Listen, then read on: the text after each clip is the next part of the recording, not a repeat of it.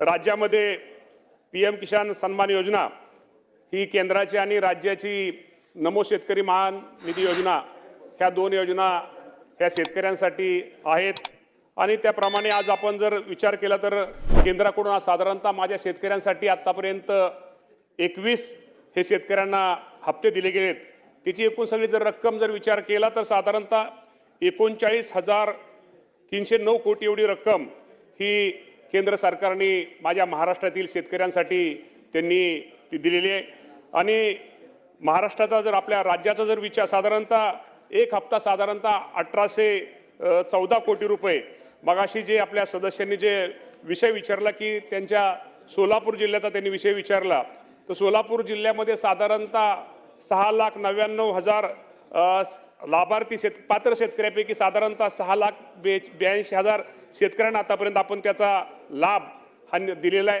त्यामुळे त्यांचा जो प्रश्न आहे की ही जी योजना आहे केंद्र सरकारची, ह्या केंद्र सरकारच्या योजना ही साधारणतः त्याचा कट ऑफ डेट ही पूर्वी ज्यावेळेस केंद्राने योजना जी आपण केंद्राने ते राज्यांनी त्याप्रमाणे राबवली साधारणतः 1 फेब्रुवारी 2019 की त्याच्या अगोदर असणाऱ्या शेतकऱ्यांसाठी 1 फेब्रुवारी 2019 नंतर जर कुणी नवीन शेती घेतली तर तो लाभार्थी तो शेतकरी यामध्ये पात्र ठरत नाही। आणि सदस्यांची भावना आहे बरोबर आहे की त्या 2019 नंतर फक्त वारसाला एखादा मृत्यू झाला तर वारसाला त्या योजनेचा लाभ घेता येतो, परंतु ज्यांनी नवीन शेती घेतली किंवा नवीन ह्या गोष्टी घेतात तो त्याला लाभ होत नाही। त्या बाबतीमध्ये आम्ही निश्चित प्रकारे केंद्र सरकारकडे प्रस्ताव दाखल केलेला आहे। आम्ही वारंवार त्यांनी विनंती पत्र दिलेली आहेत। मी स्वतः कृषी मंत्री झाल्यानंतर माझ्या अगोदर मला वाटतं कोकाटे साहेब असतील किंवा हे असतील, आम्ही दोघांनी मी सुद्धा पत्र साधारणतः जानेवारी महिन्यामध्ये पत्र हे केंद्र सरकार दिले, कारण आता हे निकषामध्ये आता बदल करणं गरजेचं आहे। कारण काय 1 फेब्रुवारी 2019 नंतर त्यानंतर अनेक शेतकऱ्यांनी नवीन जमीन घेतलेली, जे गरीब शेतकरी त्यांना हा योजनेचा लाभ मिळाला पाहिजे। या बाबतीमध्ये केंद्राकडे आमचा सगळ्यांचा पाठपुरावा चालू आहे।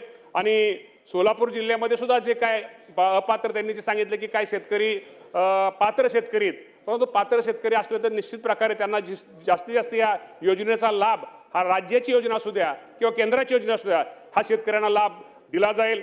जर आपण राज्याचा जर विचार केला तर साधारणतः राज्याने सुद्धा 7 आतापर्यंत शेतकऱ्यांना हप्ते दिलेले आहेत। साधारणतः 13,000 कोटी रुपये हे राज्य सरकारच्या माध्यमातून दिले आहेत। केंद्र सरकारच्या माध्यमातून 39,000 कोटी रुपये हे माझ्या शेतकरी बांधवांना दिले आहेत। त्यामुळे हे सरकार हे निश्चित प्रकारे शेतकऱ्यांवरती हे करणार आहे। त्यामुळे निश्चित प्रकारे सदस्यांच्या ज्या भावना आहेत, त्यांचे जे काही प्रश्न आहेत, त्यांचे जे त्या बाबतीमध्ये निश्चित प्रकारे नोंद घेऊन त्यांच्यासमोर त्यांची एकत्र बैठक घेऊन या बाबतीमध्ये निश्चित प्रकारे निर्णय घेतला जाईल।